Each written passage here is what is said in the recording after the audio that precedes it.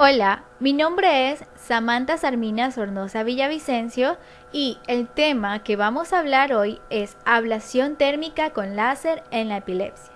Bienvenidos a un nuevo video de divulgación científica. Antes de entrar al tema, me pareció muy importante nombrar de dónde sale esta técnica, pues esta técnica sale del Departamento de Neurocirugía Mayo Clinic de Jacksonville en Estados Unidos, creado o perfeccionado por los neurocirujanos el Dr. Sanjay y el Dr. William. Bien, entonces, hay que saber que hay muchos tipos de procedimientos quirúrgicos disponibles para pacientes que tienen epilepsia fármaco-resistente. En este cuadro podemos observar los típicos procesos de cirugía que se aplican a pacientes con epilepsia fármaco-resistente. Ahí podemos observar cirugías resectivas, como por ejemplo es una lobectomía o una resección multilobar. Vamos a encontrar procedimientos quirúrgicos de desconexión, como por ejemplo es la desconexión de la zona epiléptica, o también podemos encontrar cirugías mínimamente invasivas, como por ejemplo es el Gamma Knife. Entonces, la lobectomía temporal es el procedimiento quirúrgico más de neurología. La utilización de la cirugía en la epilepsia se ha mantenido estática en el menos del 5% de los posibles candidatos operados. Entonces, la resección del lóbulo temporal anterior es el objetivo en el 70% de las cirugías de la epilepsia, como por ejemplo es la resección de la amígdala, del hipocampo y de la circunvolución parahipocampal. Los resultados sin convulsiones se encuentran entre el 60 y el 80% de los pacientes seleccionados, pero ellos tienen un riesgo de resultados adversos como son cognitivos y neurológicos. La terapia térmica intersticial con láser es un procedimiento neuroquirúrgico mínimamente invasivo y emergente que implica la inserción estereotáxica de un catéter de fibra óptica en una ubicación intracraneal predeterminada para poder realizar la ablación térmica. En esta imagen podemos observar cómo colocan el anillo en la cabeza y una sonda láser como para mostrar el procedimiento que se realiza en el proceso de ablación térmica con láser. La tecnología láser, para saber un poquito de la historia, como ya sabemos, no es algo nuevo, sino que más bien la ablación intraparenquimatosa del cerebro está disponible desde 1960, con el uso del láser de rubí de CO2 para el tratamiento de gliomas malignos. Con el tiempo, la técnica no mantuvo una amplia aceptación, debido a la imposibilidad de visualizar directamente una lesión y a los voluminosos sistemas láser necesarios para poder realizar el procedimiento. Entonces, ahí es donde se inventan el desarrollo de la termografía por resonancia magnética. Esto avanzó el monitoreo continuo de la destrucción del tejido térmico, del tejido patológico, casi en tiempo real. Entonces, el LIT, guiado por la tomografía por resonancia magnética, también conocido como RLI-LIT, ha ganado aceptación entre los epileptólogos y neurocirujanos estereotácticos, dada por su precisión y por la capacidad de monitoreo continuo para proporcionar retroalimentación inmediata durante la cirugía. Entonces, ¿cuál es el procedimiento? El láser, que es una amplificación de luz por emisión estimulada de radiación, es una técnica en la que los fotones se emiten desde una sonda de fibra óptica y son absorbidos por moléculas de tejidos llamados cromóforos. La energía de los fotones es absorbida por esos cromóforos en el tejido, lo que resulta una liberación de energía térmica que causa un calentamiento focal del área en específico, o sea, del área en que se desea realizar el procedimiento. Entonces, las temperaturas entre el 46 grados y 60 grados centígrados causarán inducción enzimática irreversible, desnaturalizando el ADN de las proteínas. Causa la de que es la disolución de la membrana, esclerosis de vasos y necrosis coagulativa, que conducen a la muerte celular. Puede ser necesario varios tratamientos por paciente, aunque la duración media del tratamiento es inferior a 10 minutos en la mayoría de los pacientes. Las fibras ópticas y la energía láser son compatibles con la resonancia magnética, lo que permite obtener imágenes térmicas de resonancia magnética con una alta precisión de nivel, para permitir el control de retroalimentación en tiempo real de ablación del tejido y el láser.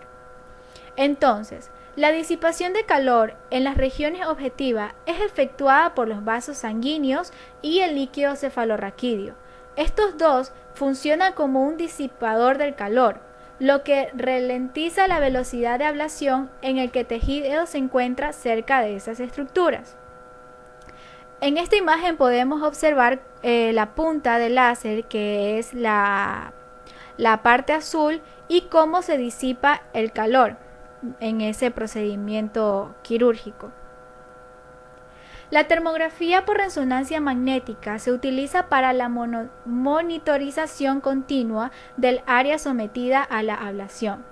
Los datos de temperatura se incorporan a un modelo matemático que proporciona una estimación casi en tiempo real de la zona de ablación y necrosis para mostrar un mapa de color del calentamiento superpuesto al paciente.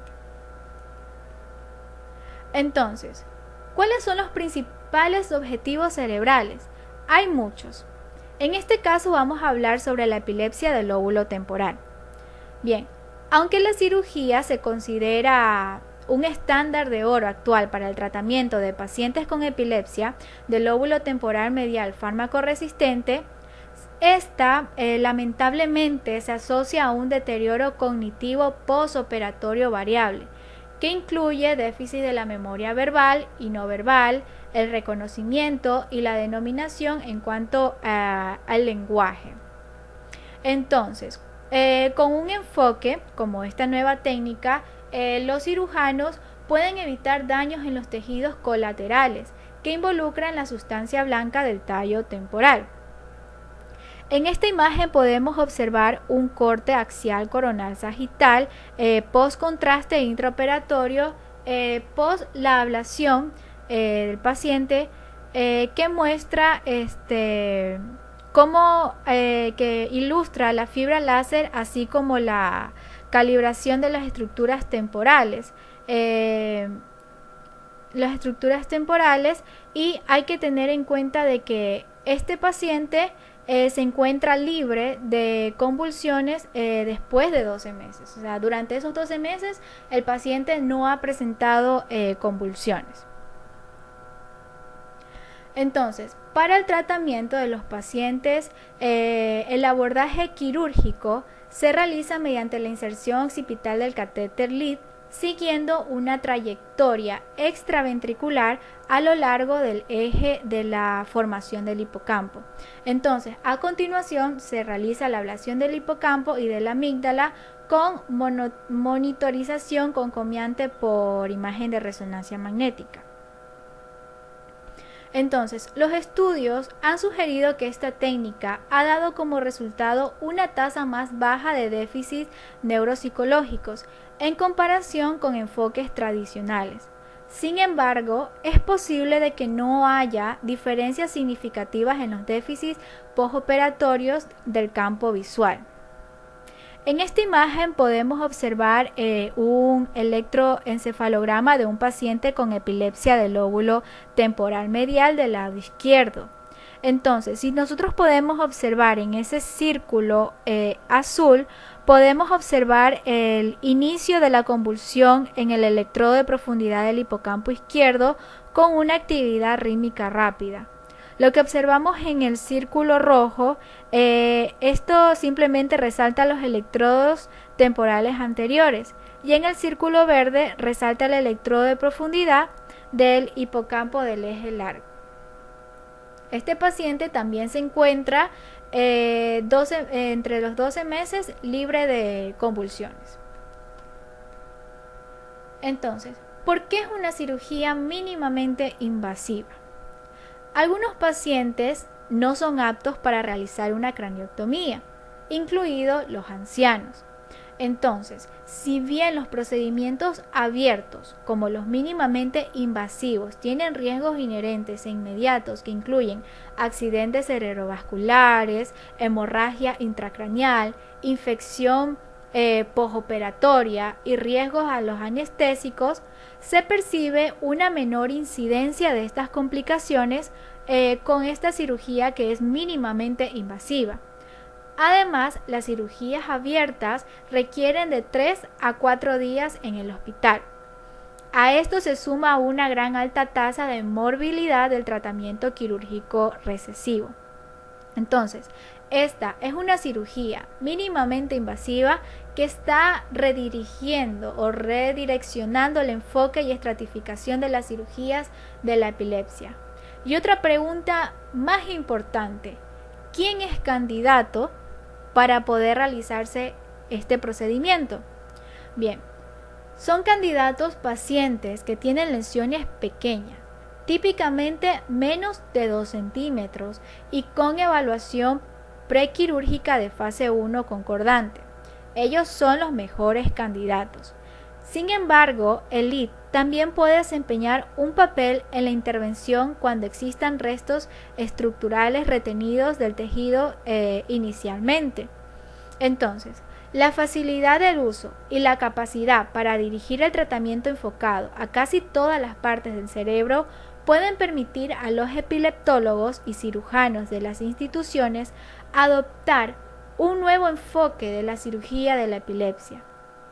La existencia de ensayos prospectivos multicéntricos está actualmente en curso para identificar candidatos óptimos. O sea, todavía se encuentra en estudio para poder ver quién específicamente es candidato para realizarse esta técnica. ¿Cuál es la conclusión y la opinión de los expertos? Pues bueno, esta técnica ha ganado cada vez más aceptación de la cirugía de la epilepsia sin duda debido a que es un procedimiento quirúrgico mínimamente invasivo. Además, esto se traduce en tiempos de procedimientos más cortos, recuperación más rápida, potencialmente menos complicaciones relacionadas con el procedimientos mayores. Además, tiene una mayor aceptación por parte del paciente y de los médicos y resultados sin convulsiones que se compara favorablemente con una operación estándar que involucra resección quirúrgica abierta. El beneficio y los riesgos generales asociados con el procedimiento varían dependiendo de la naturaleza del sitio del tejido cerebral afectado. Debido a que la mayoría de los pacientes con epilepsia fármaco-resistente tendrán convulsiones no controladas de origen en el lóbulo temporal, el abordaje inicial del tratamiento probablemente emergerá como un abordaje por etapas. Entonces, ¿qué dicen los expertos? Al final, las diferencias entre la eficacia de un bisturí y el láser se harán evidentes, pero a medida de que se aclaren los riesgos de recurrencia y se obtenga un seguimiento prolongado para igualar el campo de juego entre las dos técnicas. Nuestro protocolo institucional es acudir directamente a esta técnica si los pacientes tienen una lesión, como por ejemplo una esclerosis del lóbulo temporal mesial, y electrofisiología y semiología del cuero cabelludo compatible con una epilepsia unilateral del lóbulo temporal mesial. Todos los demás pacientes se someten a un registro intracraneal. Bien, y como referencia bibliográfica, hay que tener en cuenta que este artículo lo saqué de la base de PubMed. Muchas gracias por su atención.